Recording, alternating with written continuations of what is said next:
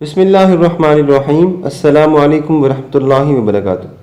محترم سامعین، آج کے ویڈیو میں ہم آپ کو بتائیں گے کہ حضرت معاذہ بن عبداللہ رضی اللہ تعالی عنہ کون تھی۔ رئیس المنافقین عبداللہ بن ابی کی کنیز تھیں، جنہیں اس نے اسلام کی راہ میں بہت سخت تکلیف پہنچائی تھی۔ معاذہ بن عبداللہ بن جریر الزرار بن امیہ بن حدارہ بن حارث بن خزرج عبداللہ بن ابی کی کنیز تھی۔ قبول اسلام کے بعد اللہ تبارک و تعالیٰ نے ان کو آزادی کی نعمت عطا فرمائی۔ آپ ان عظیم خواتین میں سے ایک تھیں جنہوں نے رسول اکرم صلی اللہ علیہ وسلم کی بیعت کی سعادت حاصل کی تھی۔ حضرت معاذہ بن عبداللہ رضی اللہ تعالیٰ عنہ کا پہلا نکاح سہل بن قرظہ سے ہوا۔ ان کے انتقال کرنے کے بعد دوسرا نکاح حمیر بن عدی القاری سے کیا۔ انہوں نے طلاق دے دی تو تیسری شادی عامر بن عدی سے کی۔ پہلے شوہر سہل بن قرظہ سے 2 بچے پیدا ہوئے، ایک لڑکا عبداللہ بن سہل اور ایک لڑکی سعید بنت سہل۔ دوسرے شوہر حمیر بن عدی سے جڑواں لڑکے حارث اور عدی پیدا ہوئے اور ایک لڑکی سعد پیدا ہوئی۔ تیسرے خامن عامر بن عدی سے صرف ایک لڑکی حبیب بنت عامر پیدا ہوئی۔ الاستیعاب فی معرفت الاصحاب میں بتایا گیا ہے کہ جہاں یہ بہت بڑی عاملہ و فاضلہ اور معلمہ تھیں، وہاں سخاوت و عادات کے لحاظ سے نہایت بلند مرتبے پر فائز تھیں۔ صدقات و خیرات بڑی وسعت قلب سے آپ دیا کرتی تھیں۔ بلند حوصلہ اور عالی ذہن خاتون تھیں۔ متکبر اور ظالم کے سامنے کبھی سر نہ جھکاتی۔ کمزور اور نادار کی ہمیشہ مدد کرتی، غریبوں کی مدد کرتی، ضرورت مندوں کے کام آتی اور حاجت مندوں کی حاجت روائی کے لیے ہر وقت تیار رہتی۔ لوگوں کا سودا سلف خود لاتی اور بوڑھی عورتوں کی خدمت بھی کرتی۔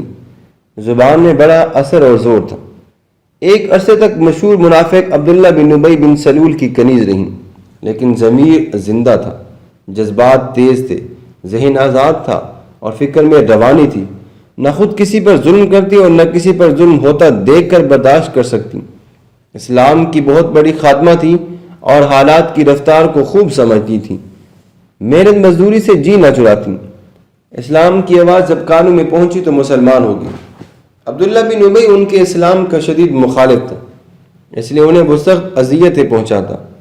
اس کا مقصد یہ تھا کہ مسلمان اس کی تکلیفوں اور اذیتوں کو برداشت نہ کر سکیں گے اور زیادہ رقم دے کر اسے چھڑا لیں گے۔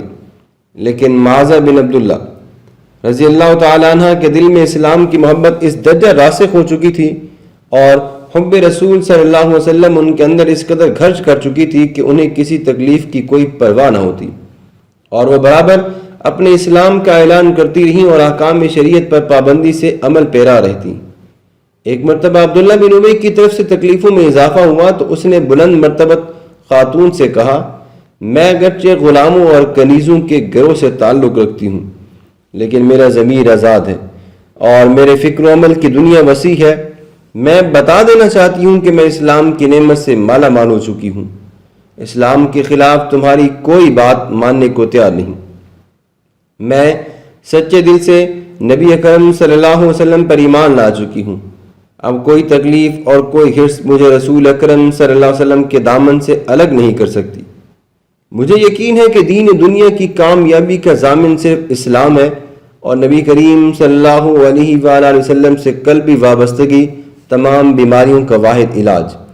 میں نے اسلام قبول کر کے اور نبی کریم صلی اللہ علیہ وآلہ وسلم کی بیعت کا شرف حاصل کر کے پوری صورتحال کا جائزہ لے لیا ہے۔